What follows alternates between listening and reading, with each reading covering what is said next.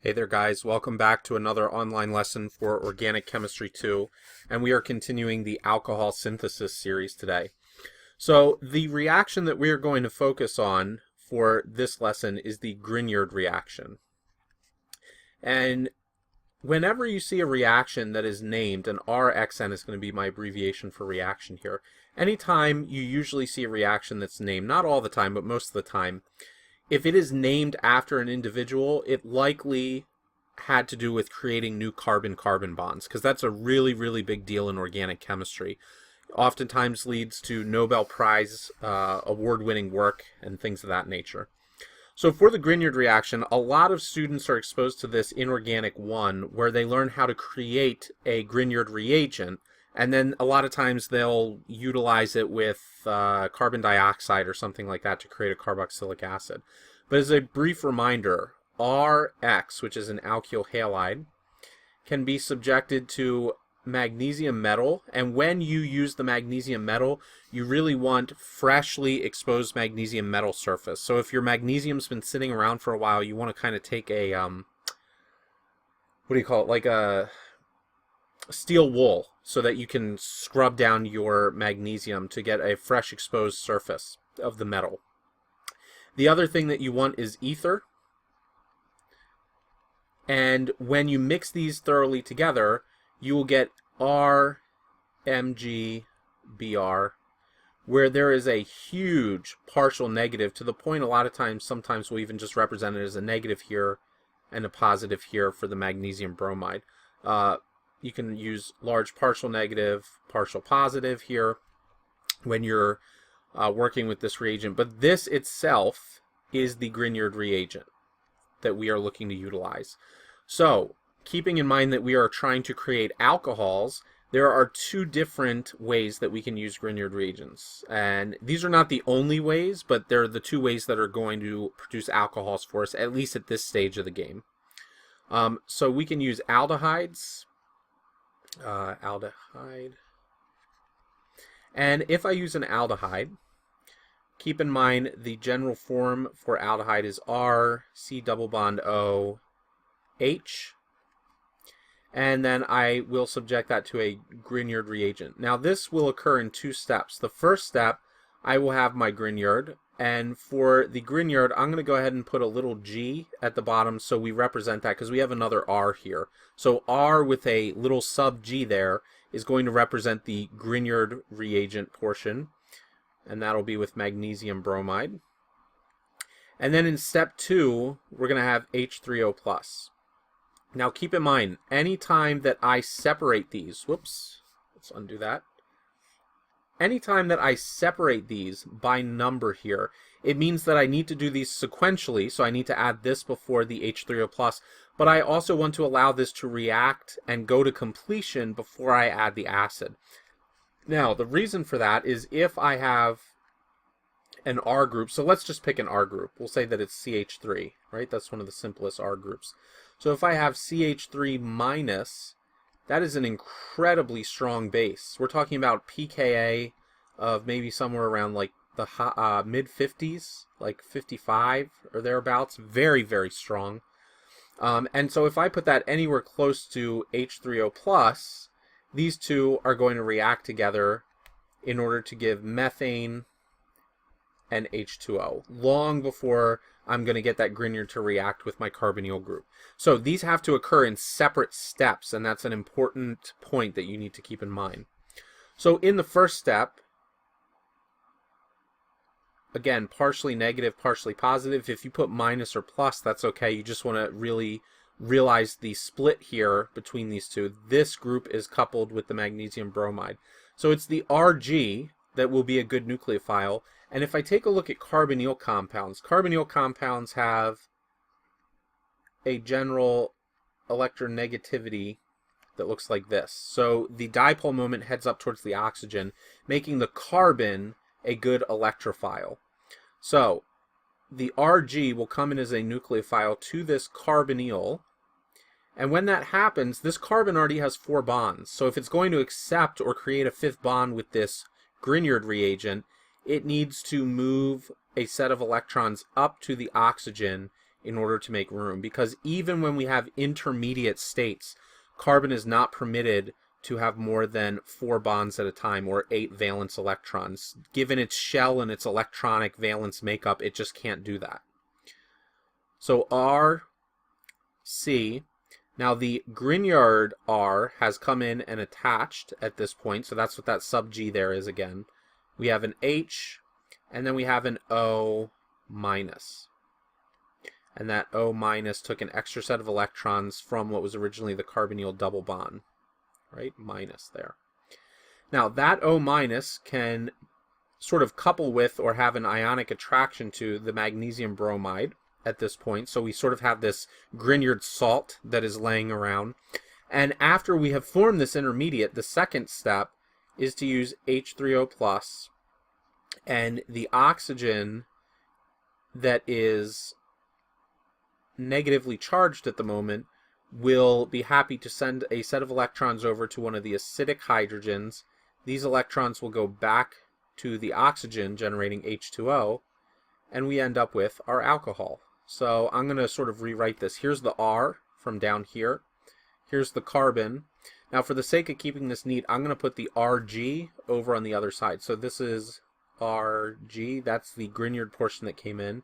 This hydrogen, which was over to the right, I'm just switching down below. It's all still on the same carbon. And now I have an OH. So if I take a look at this, right, what I really have is a secondary. Now this is secondary because this carbon right here is attached to 2 other R groups. I have a secondary alcohol. And this is a very important reaction. Grignards are utilized all the time in organic chemistry, so very, very important reaction. Aldehydes will give you secondary alcohols all the time. So anytime I pick out an aldehyde, I'm going to get a secondary alcohol if I run it through a proper Grignard reagent. So that's the mechanism. Really not too bad. It's a nucleophile attack followed by a protonation, but certainly one that is important. Almost every single organic course is going to ask you to know the mechanism for that. So the other thing that I can do is, instead of aldehydes, I can use a very similar type of functional group, which is the ketone. Now, there are other groups like esters that will react with Grignard reagents, but again, we are not going to be discussing those in this particular chapter. We will get to them, however. So when I have a ketone, my ketone is going to undergo the same type of reaction. So this time, let's get a little more specific, at least for the purpose of the Grignard reagent, and then I'll give you 2 examples we can work through, okay? In this case, let's say that we have CH3, CH2, MgBr. Oops, that should be a 2. CH2, MgBr. So, this is step 1. This is, a lot of times you may see this written as ETMgBr, where ET stands for ethyl, because this is an ethyl group. Notice that this is CH2 because it's got the extra electron buildup surrounding it. That's what we're really looking at, essentially. It's a large partial negative to the point that it's almost a full negative charge. Very, very reactive. The other portion we need is the H3O+. And so what we're going to do here is the lone pair of electrons will come in, same sort of behavior. The carbonyl has the same partial positive / partial negative buildup that it would in an aldehyde. And so this gets moved up here, because again, no carbon with 5 bonds. We've got R, C. Now, what we attached was the CH2 portion is what actually attacked. That's the one that had the extra set of electrons, otherwise it would have been CH3. CH3, that's also a portion of the Grignard there. The other R group and the O minus, which is complexed with the MgBr. Right? So that's what our intermediate would look like. Now, in the next step, if I offer H3O+, and just to mention while we're here, sometimes you may see this with H2O instead of H3O+. That's fine. You need some sort of a at least mildly acidic medium to take care of this, and you should be good. So when we are at this point, the oxygen will be sending over a lone pair to one of the acidic hydrogens. That will let go of the electrons in the H3O plus and give them back to the oxygen to generate H2O. And what I end up with is R, C, R, CH2, CH3, OH. So another alcohol has been formed. This time I have a tertiary alcohol that I have formed. And it just so happens that ketones will always form tertiary alcohols. Okay?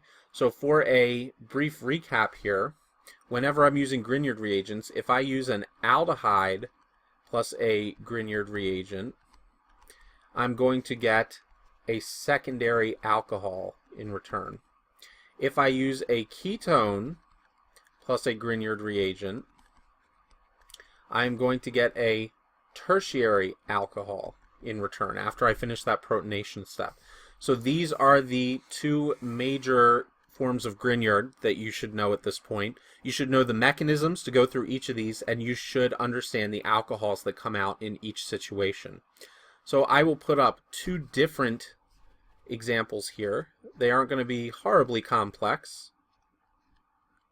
but you should be able to provide the answer.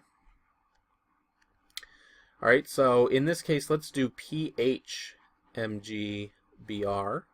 See if you can figure out what pH is. 1 and 2, you're going to have your H3O plus. Okay, I'll give you a hint. The pH is phenyl. So the question is, what is a phenyl group? You should be somewhat familiar with this if you know your functional groups. Not phenol, phenyl. All right, and then the other example, we'll do a ketone this time. Okay, so let's use this ketone, and we'll just have a CH3 on the other side. And then as my group, I will just use methyl magnesium bromide, and that's 1, that's 2 for H3O plus. So go ahead, pause the video, see if you can work through the mechanisms that would be involved with this, and then you can unpause it and we'll take a look at the answers. So I'll see you in just a second.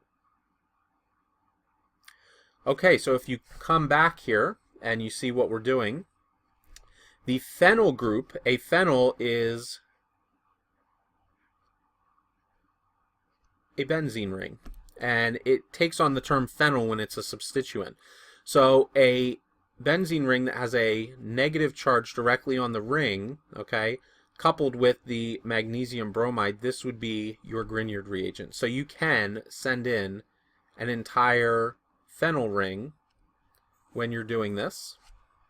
Okay, and I would go through this process, I would do the protonation, and what's going to come out the other side is that I'll have CH3, that didn't go anywhere. The C, instead of a double bond O, is now an OH. Okay, I do still have the H, but I have added my phenyl group. So you can just write pH over here, but if you really know your stuff, oops, which apparently I don't while I'm drawing, slip of the pen there, okay. If you really know your stuff, you will draw out, there you go, the phenyl ring. That will be attached to this group right here, okay, so pH. Now this one's a little bit simpler in terms of the group that's right here. I have the methyl. The methyl would come in and attack the carbonyl, right? And so that my final compound, I'd have CH3, CH2, CH2. The carbon is going to be an alcohol, this carbonyl group. I'll have the CH3 that attacked, and I'll also have the additional CH3 that we have over here. So, again, a secondary alcohol present here, a tertiary alcohol present here. So I hope you guys have found this useful. This is a very, very important reaction. We are going to revisit this multiple times. So this is your introduction to the Grignard reaction. And thank you guys for sticking with me and learning. And I will see you for the next lesson where we will start covering reduction of ketones and aldehydes down to alcohols. So I'll see you guys there.